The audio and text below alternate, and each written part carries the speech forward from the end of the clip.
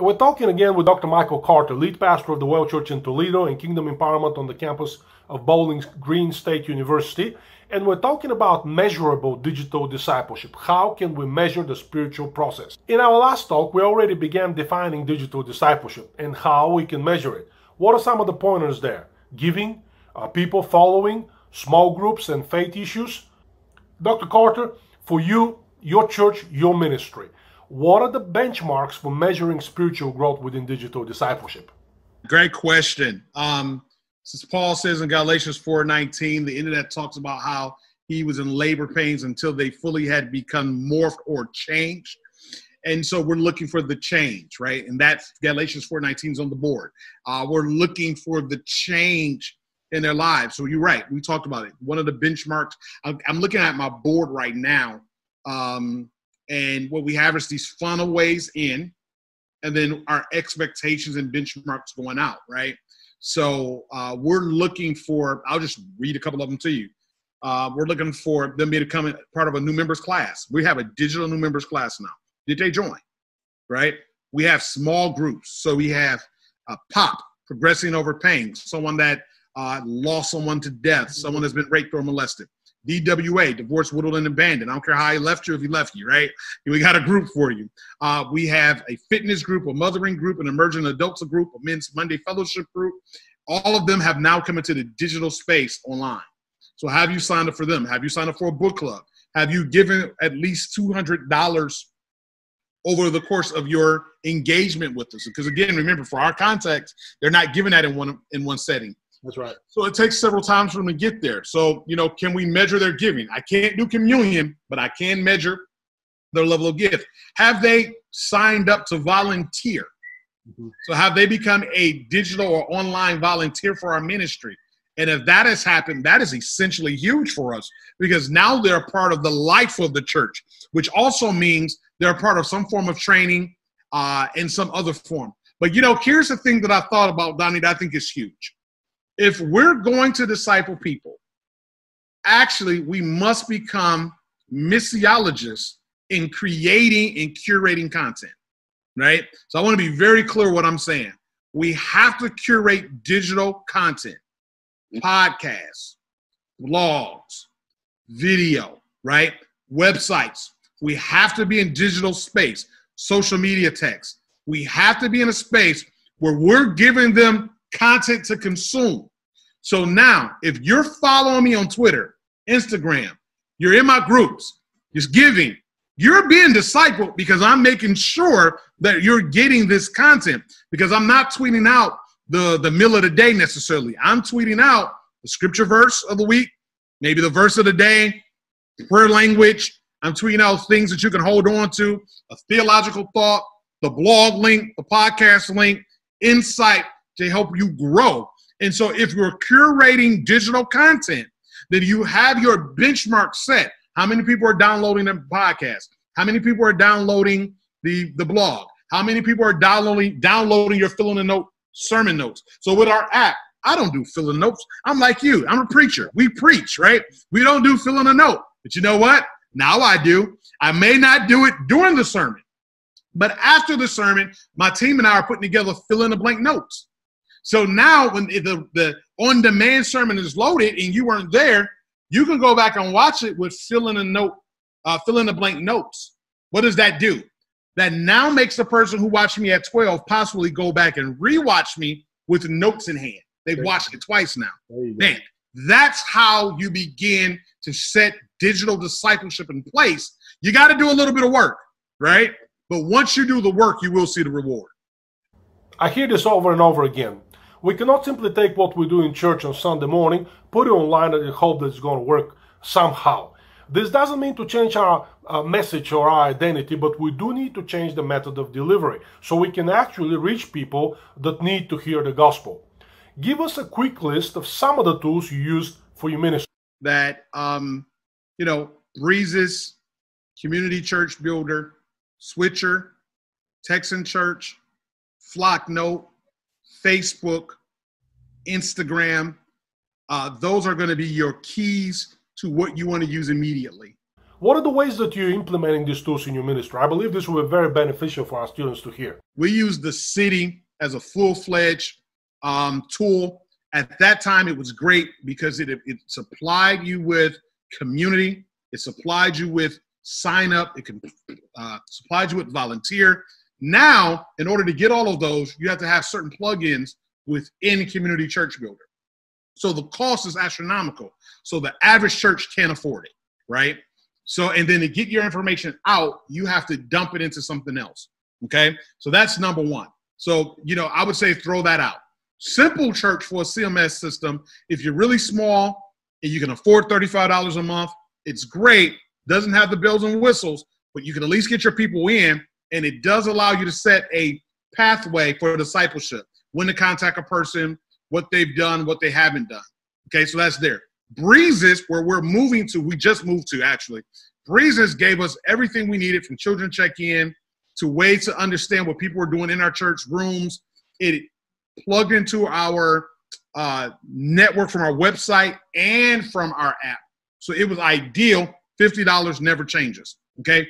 Planning Center is the be-all, go-all for us, right? So we still use Planning Center. I love Planning Center. I will probably always use it, even when I don't need it. Here's why. Planning Center allows us to, of course, set up our services, and so we can see the flow of service and change it for our team. In doing that, it allows us to put all our volunteers and people in it. It's free for people. So if you just want to put in the people who you're connecting with into a database, Planning Center is free for people. It only costs when you start adding stuff, right? So when you add your giving, when you add your rooms and all of those things, and it's only like $14, $5, $9. It can get costly when you start adding things together. So we use it in a little different way, but Planning Center, use it today. It's a great way to get volunteers, especially for digital space, online, and let them know what you want to do. Facebook, incredible. We use Facebook now as one of our main streaming platforms. Free Church Online grabs that feed, puts it on our website under latest message, and then I don't have to do any extra work. I don't need an encoder. I don't need any extra cost. Free Church Online, free. It's color branded with our website colors. It fits what we want to do. Logos there, gives us chat, gives us notes, gives us Bible, and it keeps them framed with giving connected to Square right into our site. So that's what we were using. We're switching to Stripe, and it'll still be right there. So I love it, Don. I love it, okay? So Free Church Online. Facebook, the only downside is once you have put up a new message or go live again, you lose the ability for on demand, right? That's the only thing I hate. So I'll have to go to your website. But I love it. You can't count very easily without using your own metrics, who's watching you. So you got to know how to do that, okay? So that's the thing that you want to have there. Instagram is used because this is a very visual generation. So it gives us the ability to communicate visually. It gives us the ability to move people.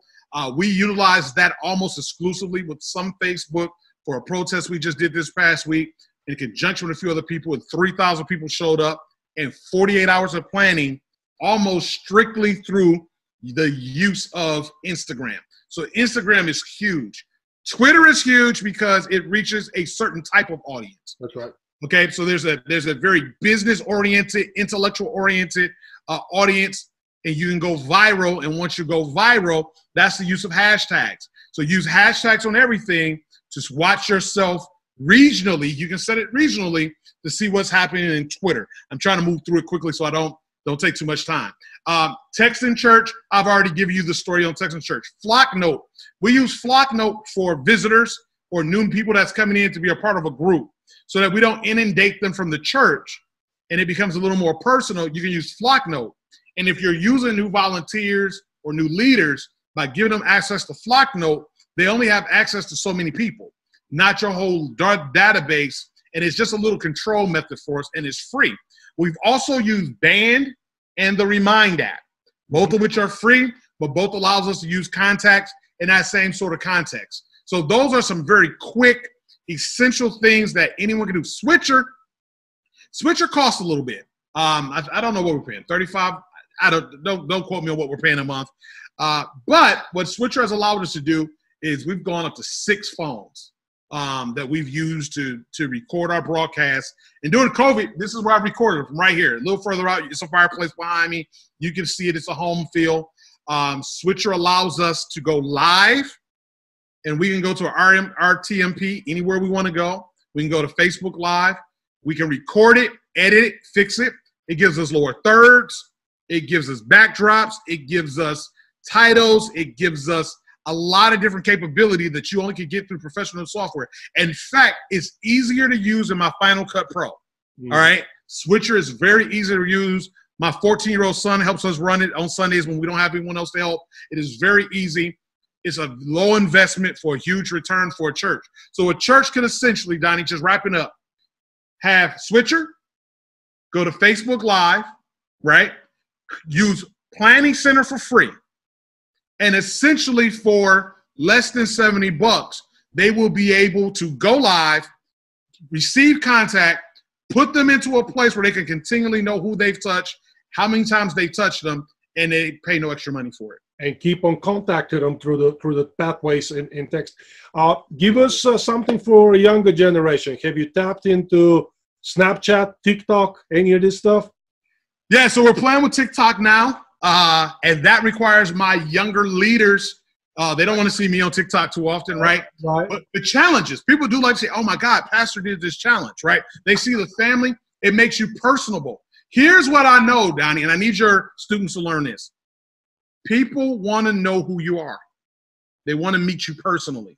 The reason why we're having success is because I will shoot my wife licking my ice cream.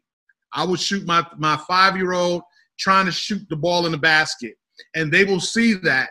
And then maybe I will post something theologically, maybe I won't, right? Great example, pushing the son on the swing, and he wants to know, Daddy, push me higher. Daddy, push me higher. And I realize I can't push him higher than he wants to go because he's 5. He just started going without the seat.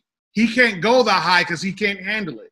And I asked the question under a caption, how often do you want God to give you something that you can't handle? Boom.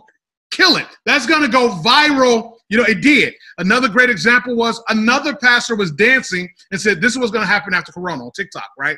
So we get it on TikTok, throw it on Facebook. Within 48 hours, 10.1 million people had saw the video. Wasn't even my video. What was essential was a week later when it came back to me. Someone sent it to me in the inbox, not even realizing I was the original person that shared it because of how many times it was shared, right?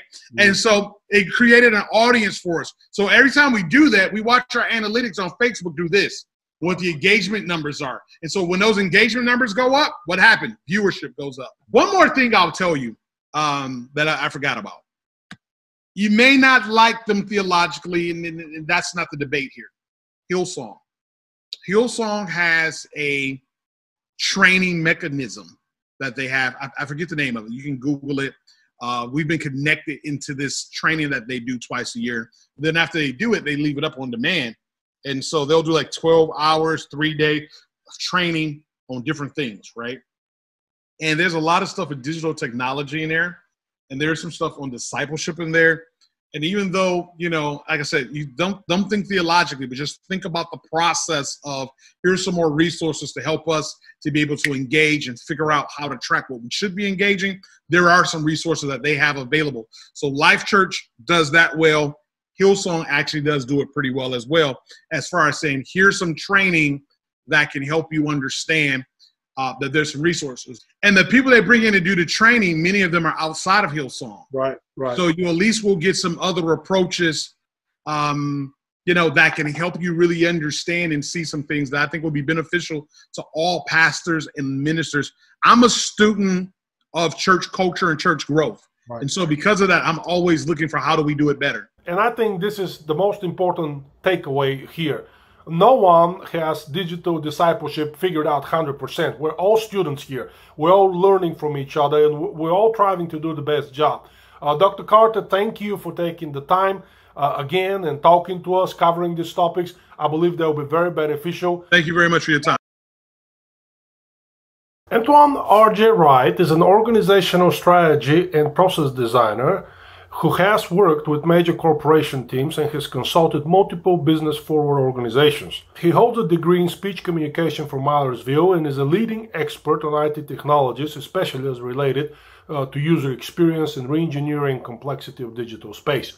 He holds seminars across North America, Europe, and Australia, and one of his top projects is the Mobile Ministry Magazine. We met many years ago at the Bible Tech Conference organized by Logos Bible Software in San Jose, where he gave the unforgettable talk on mobile technology and connecting communities. Welcome, we're glad to have you, and thank you for taking the time today to talk with us. More than happy to be here. Good to see you again, Donnie. It's good to share this time with you and your class. Well, speaking about Christian communities online, connecting people, digital discipleship, I'm going to jump right into it. We have TikTok, the Makerspace, Snapchat, dance, motion expression, and so on. Where is the next generation of digital natives? And more importantly, why are they there? How can we reach them as a church? I have no clue what the next is going to be. So that's the fun part. You know, I look at I've got a 8-year-old niece who is, blame her uncle. She was born and raised on YouTube with an iPad in her hand.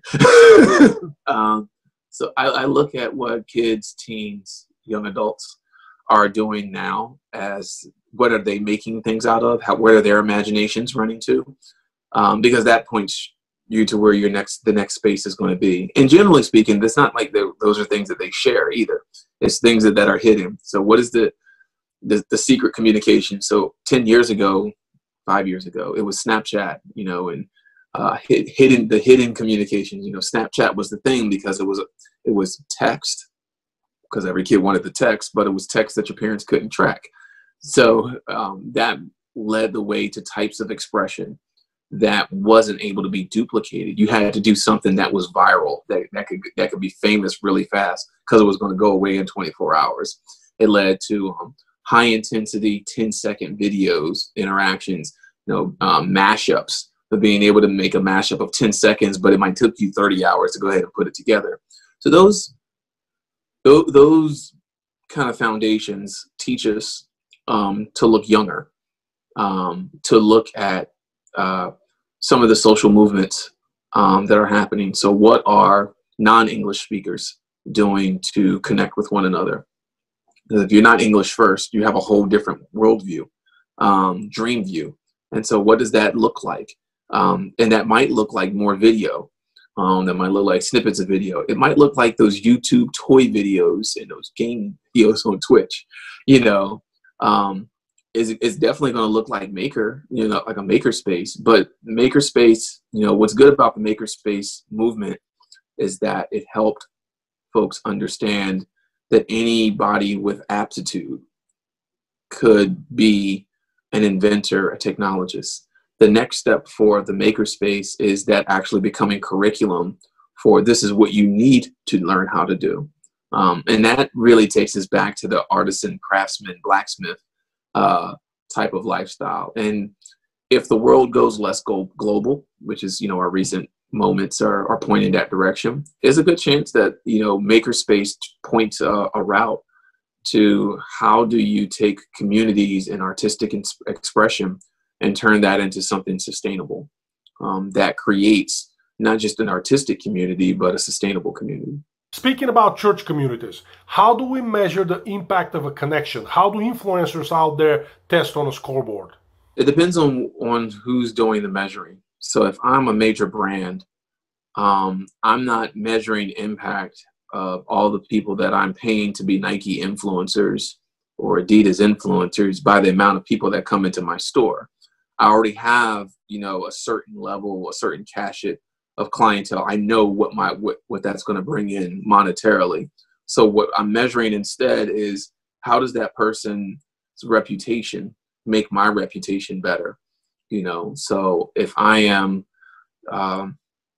you know, if I'm a Nike influencer, can that person talk about the things that Nike values as esteem? So there's competition, there's community, high style, collaboration, a little bit of that limited flair, because there's always that limited Nike thing.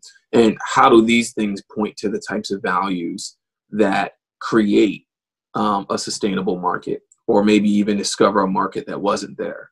Reebok does a really good thing of looking at independent artists and not necessarily looking at the ones that have the most followers or the most views on Instagram, but the ones that connect best with the kind of ethos that they want to promote. The challenge that the church often, the Western church, I'll leave it there, often gets stuck with is that there is a conflict between our loud actions and our faithful actions. So our loud actions are, we're big. We've got a lot of people that attend on Sundays. We donate to this, that, and these causes. We've got these influential people in these places, and we pray once a month on this high mountain. Loud. But the faithful things are, I see the guy, who's on TV from your church, but it really hits me that one family that comes down to the shelter and hangs out with the kids for the after school program, or the other family who just made sure that our teachers had enough supplies and just, gave a gift. Those folks who are fighting for equity and equality, not just necessarily fighting for sympathy. Those kind of things are the ways in which a church and really a community, use ecclesia, the ecclesia really finds its bearings as, okay, this is how you're an influencer. You're not an influencer first because you've attended every Sunday, Wednesday, Saturday night. You're not. That makes you a follower, which is fine, because that's part of your growth as well. But as part of the growth, the maturity of every believer individual, and then every believer church body, is understanding that your small actions are the ripple, not your big ones. Everybody can throw a big stone in the water and that makes a ripple, but that small stone, you still feel that wave hundreds of miles offshore. So it's accumulation of these small actions. And so 10-second small action could be, hey, I've got a Snapchat and I'm going to go ahead and go through all of the filters, and I'm just going to leave a verse of the day every time that I get on Snapchat. I might not get on there every day, but I'm going to use some of these funny filters to leave a verse of the day. Boom. Cool. Small ripple.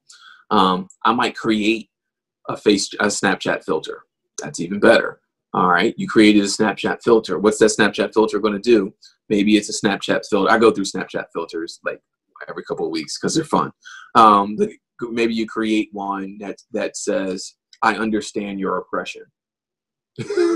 Boom. That's, whoa. That's, wow, you say that? Yeah, tag me, scarlet letter me, I understand. Okay, so those kind of pieces can happen. TikTok, maybe you're the person on TikTok not sharing the latest dance craze, but maybe you're on TikTok showing somebody else how to do that. And it's like, oh, wait, you're not the stiff Christian who can't dance? Nah, you can rock with it. Or maybe you are. Hey, I can't dance, but I understand the impact of these shared cultural moments. Here's what I want to share with you, something I saw that brought me some joy, even though I don't dance like that. Bam, cool. Small ripple, and allows the influence of what the body does best to go forward. Big ripples are great. I don't want to discount those. If you've got finances to give, please give. If you've got privilege and access to open doors for other people, please do that. I should run down the Beatitudes, right? Matthew 5, just run all the way down. But no, the influence, the point of our being a Christian is not to be an influencer. The point is to live a full and abundant life. It just so happens that if you live it that way, if you live it rightly, you influence others. But it's in the small everyday things, the repeatable small bits. It's not in the big things. So translating this within digital discipleship, and you mentioned the Western church, Western culture, everything nowadays is quick, fast, instantaneous. And especially with the crisis, we used to want it now. Now we want it yesterday. Just the time that we live, but discipleship takes time. So, all right. So I'm going to take a riff off of something Facebook used to use as a mantra, kind of still does. Facebook used to say, move fast and break things. That was their mantra of coding and developing. So it doesn't matter how we do it. We just got to do it real fast. I'm a user experience designer. Really, well, that's really wrong. I'm an experience designer, and I deal with users and computational systems, and I design in both of those universes. And I help folks understand the impacts of their decisions based on what it is that they want to design. So if they want to design a site or a workflow, I help them understand the impacts of those and then design the right thing to do the right item forward. So what does it look like to disciple when you're in a connected space? So I wanted to say digital, but because there's a whole other thing to that. But when you're in a connected space, what does it look like? It looks like move fast and shape things. So it doesn't mean you do all the same thing, because there's not going to be a formula. For some folks that have Zoom fatigue, you know, they're not going to get on yet another video call. You know, something I was discussing with some folks from church is like, yeah, Zoom discipleship is not going to work for a lot of folks. If they've been on Zoom for 6 hours a day with their job, the last thing that they want to do at night is jump on Zoom again to do a discipleship session. Try something else. So what does that try something else look like? It might look like passing memes back and forth to each other. Hey, we're going to encourage one another, and I'm only going to speak to you in encouragement in memes. So I'm going to pass the meme to you back and forth, boom, boom, boom. And if I don't get one from you after I gave one to you, then I know here's something I need to be praying for you for. Oh, okay. That's different. It's cool. It utilizes the connected space. It utilizes some of the language of the times. Other folks, hey, I want to go ahead and learn another language. How about we do Duolingo together? Okay, cool. We're going to learn Duolingo. We're going to learn another language together. And then what we're going to do is converse with each other over that language, not for the purpose of going on a missions experience, but for the purpose of maybe interacting with some of the folks in our community who speak that language, dream in that language, but not in English first. Okay, cool. That's, again, leveraging connectivity to create space for encouragement. Group text, group chat, that's like an easy win for everybody. Everybody does a family group chat, it seemed like today. You know, I've got a few of those. One of my brothers, you know, a couple of us jump on a group chat once a week, or every other week. It was every week. We used to work together, but now a few of us are in different countries. And so you're leveraging, or the things that you can do to leverage, take advantage of the ways of the time or the roads of the time. So it might be a Facebook group, but it's a limited access Facebook group just for those folks who are dealing with X, and you're not taking the onus on yourself to be Lord and Savior over the group, but you're letting the group manage the group. And if the group falls away, the group falls away, because these things are not supposed to be forever. Maybe you're pen paling one another, you know, to keep the postal service going. Hey, great, awesome idea. You know, maybe you are working along with some groups in your community to help feed folks, and so you're going to use a group text to find out who needs service, who needs food or clothing, who needs their garden tended in your community, and then you guys are going to all meet socially distant style at that person's home, take care of their home, and then keep it moving. That's discipleship and community building, and those kind of things are that's easy peasy. You know, they're not. It's not a big flashy app. It's not jumping on Second Life. It's not a virtual reality community. Although those sound great and good, the church's best is when the church can be felt. Well, obviously the internet was not created for churches, so how do we get the message of the church out there within the short spans of scrolling, clicking, and maybe stopping to view something for just a few short seconds? I want to pull up a list. So there are 7 principles for user experience design, 7 gotchas, if you will, that a lot of folks, when they are designing a system or a process, you subconsciously might think of them, but more often than not, you're not thinking about them at all, not until the end. So the first thing is that your community needs to be accessible. Okay, so it is a very powerful thing to limit access. It's fine, not a problem. You should. Hey, I want this group. However, you have to be mindful that your concept of what access is probably as in your communities. So pay attention to any program that you build that is only for those people who are able-bodied. The second piece, what you want is your community needs to be persuasive.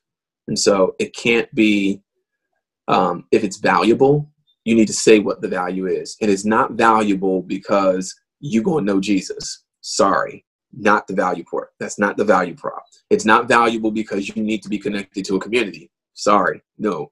It's valuable because this community that you're building meets a specific social, emotional, or even economic need for the folks that you are working with. Okay, so it needs to be persuasive. Your value statement for this thing has to be persuasive. So first, accessible. Make sure the folks can join in. You're not unrealistically restricting folks. Two, that you're persuasive. Your value system is clear as to what it is. Because generally speaking, people just don't join communities all willy-nilly either. All right. The third part, what it needs to be is findable, or what I like to say is low friction.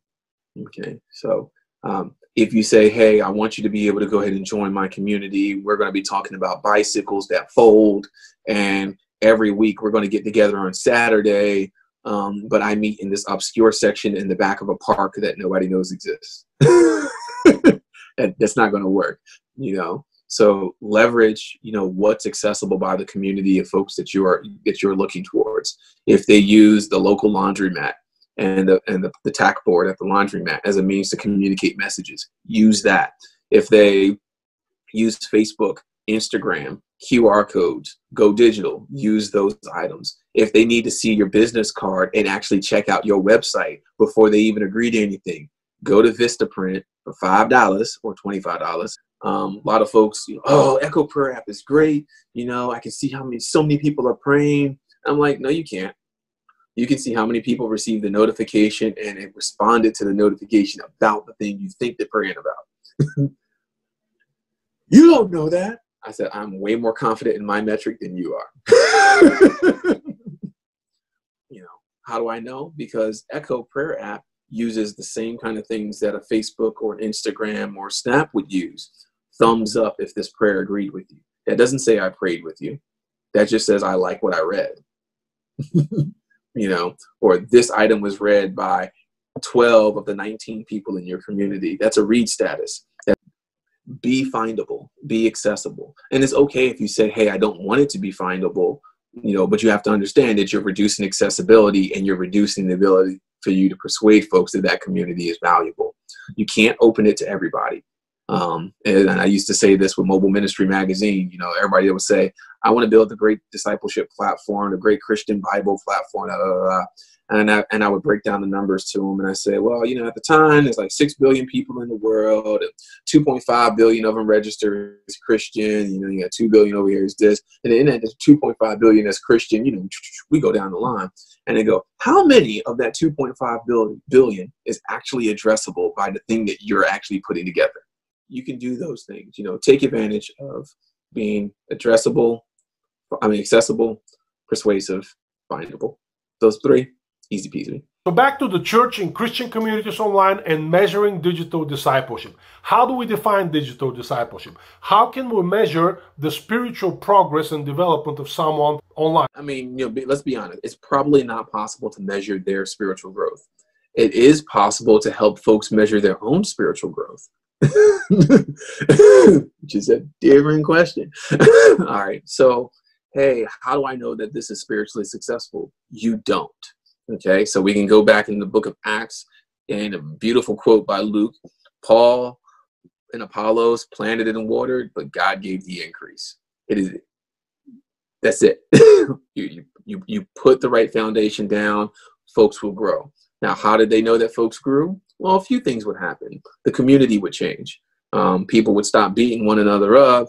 Folks would stop leaving their spouses. You know, kids stop going hungry in the middle of the day. You know, whatever the case was. But the ministry that was put in place addressed a need and was persuasive enough to change the values. And so you start looking at, okay, hey, maybe maybe I go to Matthew 5 and use the Beatitudes as a value point. And these are the things I'm looking at. Hey, can we see some increased mercy being handed out? Because maybe maybe the thing I want to do is provide a safe space for folks in law enforcement who are not police officers to get some of their stresses off their back. Okay, cool. So what does that look like for them? Okay, reduced stress. Spiritual development for them might actually look like they keep their marriage. Rates of marriages in those communities are ridiculously low. Maybe it looks like, for the counselors that they're dealing with as well, that those counselors actually have time to be with their families because they're not overburdened by having so many folks in. Cool, great. That's spiritual growth. Maybe it's, instead of a de-escalation program, you probably created a group to help folks deal with the fallout for de-escalation programs going wrong. That's a discipleship program. And what does spiritual growth look like? Awareness and policy change. And maybe on community level policy change, but maybe on a city level, state level policy change. Those are things that we look at, So Beatitudes are one, the first 15 verses or so of Matthew, really good measurement. Another good measurement, weirdly enough, is found in Romans 12, where Paul goes through, be transformed by the renewing of your mind that you may prove what is that good, perfect, and acceptable will of God. Yeah. Okay, so what is the good, perfect, and acceptable will of God? These are your values, and these are the things that you're measuring your success against. All right. Are we doing these things? Do we have a culture that's conductive to continually reforming our mind, reshaping our mind? The folks that work with us, the folks that we worked with.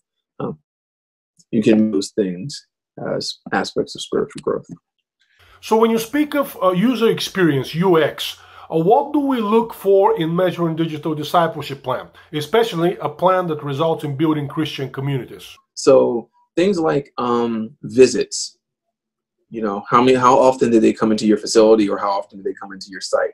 Those are awesome. Those are great. But those tell you absolutely nothing about spiritual growth. Zero. Nothing. Engagement statistics, such as how long did somebody stay on your page? That doesn't tell you anything either. Because let me think, if you got a class of 20 people, and let's say if you got 20 people, and let's for crazy man's argument, 2/3 of you are using a Windows device, which means that most of you are using Chrome. I could say about half of those people, so let's say about 7 to 10 of you have at least 20 tabs in Chrome open right now, which means that your engagement on 19 of those sites means absolutely nothing. Volunteer hours are great. How many hours did this person volunteer? That's awesome, but that still actually doesn't tell you anything about spiritual growth. It tells you about involvement in a program. It does not tell you whether that involvement is healthy or not. So be mindful of how you're using, how many people donated, or X many people donated in this short amount of time, as a metric. It doesn't mean it's not a metric. It's just you got to be mindful of the context. What do these numbers actually mean? Again, you can't measure somebody's spiritual growth. You can measure the way they engage with a product or practice that you put out. And some background on me. I did a online magazine called Mobile Ministry Magazine. I started it in November of 2004. And I started that magazine in a large part, because I was running up against many churches. I was the Christian who was not a member of your church, but I attended everybody's church. And I did that on purpose, because I thought it was very valuable to understand all of the parts of the body in the community, not just the one that I was a part of. And so one of the things I kept getting walking into these different communities, I have a Palm Pilot in hand. I always have a Palm Pilot in my hand. What's that thing in your hand? Is it a Game Boy? Help me understand this. And well, it wasn't even to help me understand this. It was more like, put that Game Boy away. And I said, to the leaders of the communities, it was, well, don't you understand? The internet gets on this small device and you stop getting listened to.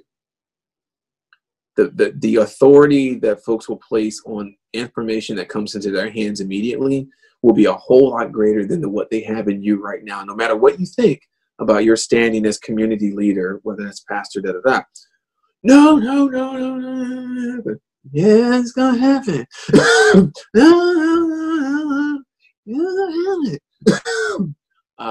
Well, show us how it works, a few folks asked. And so I created a magazine as kind of a help me understand guide to help pastors, community leaders understand what is happening with these handheld connected devices. It's not just I have a Bible in my hand, but for a guy who didn't go to seminary, I could dissect the scripture just as fast, if not faster, than somebody who can still speak every tense in Greek and Aramaic. Well, how do you do that? Because I got the right here, the same Strongs that you paid $300 for. I got it in open source. And I can see it side by side with the English. So I don't think it's hard. Well, that doesn't mean you know how to parse and you understand. No, I don't understand the relations unless I go read a history book that's also freely available on the same internet. So because I could connect the dots of, hey, learning is going to be disintermediated, and that's going to disintermediate authority. Would you like to understand how this technology works so that you can be a part of the change and not be just subject to it? Some folks were like, okay, cool. We'll take what you're selling. Many folks were like, no, you're wrong. And I said, okay. Well, and I was given a 7-year plan. Lord gave me a 7-year plan and said, this is how long this magazine could last. And these are the things that you need to do in all this time. And so in 2007, I was covering the Consumer Electronics Show for a website called Bright Hand. I was a mobile technology reviewer. So I had a lot of mobile devices at one time often. And I was in the Nokia tent at the time, exactly when Apple announced the iPhone. Now, I planned on being in the Nokia tent when Apple announced the iPhone, because Nokia was the largest phone company at the time. Mm-hmm. And I understood the impact of a high design firm in Apple coming into the phone market. Did I think they would be as successful as they were? No. But I knew that it would grab users that Nokia couldn't get, that Microsoft, HP, Compaq, and all those couldn't get. I'm not blind, and know those. And so watching that happen, I had prepared a post on Mobile Ministry Magazine of Bible apps that you could use, or Bible websites and apps that you can use for your iPhone. I pinned that and had it ready to go as soon as the iPhone was ready to be announced. When the iPhone became available that June, so it's January's announcement, it became available that June, I flipped it to here are all the places you can download an app. I got a few nasty grams and a few happy grams. A lot of large Bible software companies gave me some nasty grams because my Google juice was great for having the one place you can go online and see where you can download a Bible for your iPhone or your Windows Mobile or your Palm Pilot or. And that page is still up and that listing is still there. It's kind of like the old reference, pre-App Store reference that exists. But that's the impact of connected devices. Hey, I have this thing in my hand and I know that I can connect to some aspect of spiritual growth faster. The community got it. Many leaders didn't get it for a good long time. And when iPhone came, folks' eyes opened up and said, hey, I need to get a Bible app, or I need a devotional, or I need to get a website. They were still saying that in 2007. They were really still saying that in 2007. So yeah, I've been involved literally since the beginnings of that bit. And I'm by no means, I didn't develop any applications myself. I don't feel like coding. I've designed the user interfaces for a few. I've critiqued in confidence and in publicly the user interfaces for a lot of one company that consulted with me. What's going to be different, because they weren't looking at administering to pastors with a Bible app. They wanted something that the non-pastoral set of folks would look at. And we got to hey, you need to figure out how to get folks to read. And the thing that works for folks is routine. And so if you have YouVersion's Bible app, hi. It came out of the research that I helped them with. Those are the kind of things that I helped folks figure out. And over time, I created what was called a mobile ministry methodology, which was an understanding of how does mobile and connected technology speak to the method of faithfulness. How does it forward the faith? Does it not, in several areas? which led to getting connected with 13, later 272 other ministries called the Mobile Ministry Forum. So it was part of that original group that started that. And those groups took what I did with Mobile Ministry Magazine and have gone all over the world and helped all kinds of ministries better understand the impact of a connected device and connected services, whether that's mobile, social, virtual. And what does that look like for building faith communities and helping folks to best understand the impact that their faithfulness or faithlessness might cause. So it was good. So I did my part. I retired after 12 years. Other folks get to run that race. I did my part. Yeah. The problem or the challenge that we have is that there's a very long distance between doers and planners. It's just long. Those folks who are developers and designers and artisans, you think differently. You dream differently. You know, I'm with you. I draw my notes. I'm with you. I do a lot of stuff. I'm weird. It is very difficult to translate that into words that sound like business strategy, that sound like, oh, if I invest in this, here's what the return is going to be. That distance is so far, and it takes some folks so long to get the vision, you know, either for designer, developer to catch up the business, or business folks to go, oh, this is why this works. And this is where UX or experience design comes as a help. It's a bridge. But that language, this is why this matters. This is why this matters to this people. This is what we can catalyze and galvanize into a solution that works. Or here's what we don't do. That bridge doesn't happen as often, and in part because this is humane immaturity. Artisans talk different than business folks. Duh.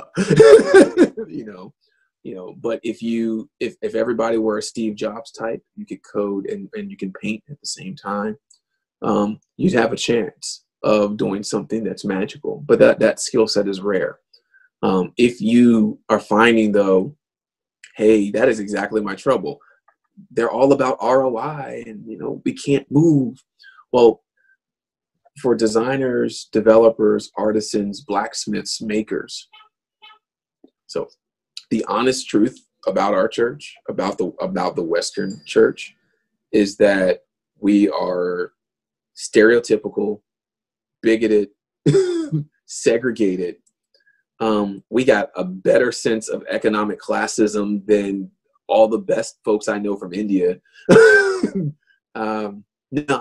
We don't. That's the part that shouldn't survive. If COVID and being divorced from your building should tell you anything, it's that humanity is a lot closer than all of those bounds that we've been putting on ourselves. Some people need to know that Jesus lives next door. Some people need to understand that, okay, I don't believe that you need to wear a mask everywhere, but I'm going to wear one because your sense of humanity is bolstered because you see somebody else wearing a mask, respecting the sickness that you believe is here. Cool. You have to meet folks where they are. And survival of the church shouldn't be the goal as much as what about this faith needs to survive.